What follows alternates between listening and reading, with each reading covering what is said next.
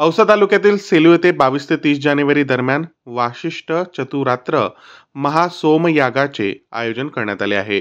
यज्ञेश्वर रंगनाथ सेलूकर महाराज यांच्या मार्गदर्शनाखाली पार पडणारा हा 29वा यज्ञ असून यज्ञ सोहळ्याची जय्यत तयारी सुरू आहे. यज्ञाचा प्रारंभ 22 जानेवारी रोजी शंकराचार्य संकेश्वर पीठाचे सच्चिदानंद अभिनव विद्यानर सिंह भारती ध्वजारोहणाने होणार आहे.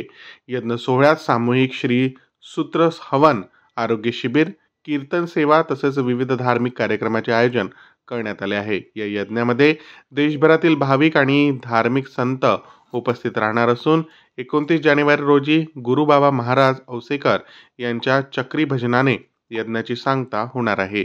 या पवित्र सोहळ्यात सहभागी होण्यासाठी औसा तालुका, लातूर जिल्हा आणि महाराष्ट्रातील भाविकांना वाशिष्ठ चतुरात्र सोमयाग सेवा समिती व ग्रामस्थ मंडळाकडून आवाहन करण्यात आले आहे.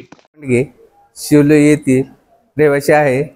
आमच्या गावामध्ये वैशिष्ट्य चतुरात्र महायज्ञ आयोजित केलेला आहे.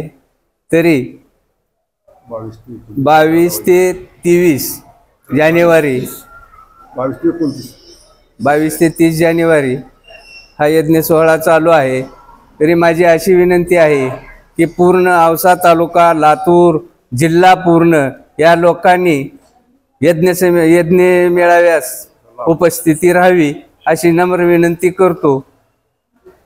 येत्या 22 जानेवारी ते 30 जानेवारी या कालावधीमध्ये सेलू येथे वाशिष्ठ चातुरात्र महासोमयाग यज्ञाचं आयोजन सेलू गावच्या वतीने करण्यात आलं आहे. या यज्ञाचे यजमान यज्ञेश्वर महाराज सेलूकर यांच्या वतीने हा यज्ञ सोहळा सेलू या ठिकाणी पार पडणार आहे.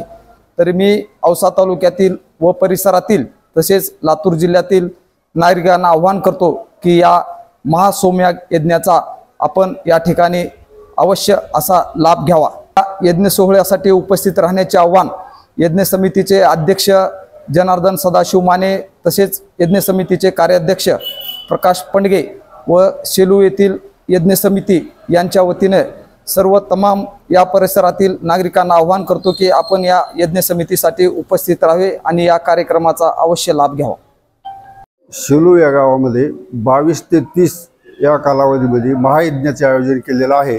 उद्या 22 तारीख या दिवशी सकाळी 7 वाजता मिरवणुकीला सुरुवात होणार आहे. त्यामध्ये रथ, बैलगाड्या, घोडे, मोठी अशी भव्य मिरवणूक घेऊन तिथं यज्ञाला सुरुवात होणार आहे.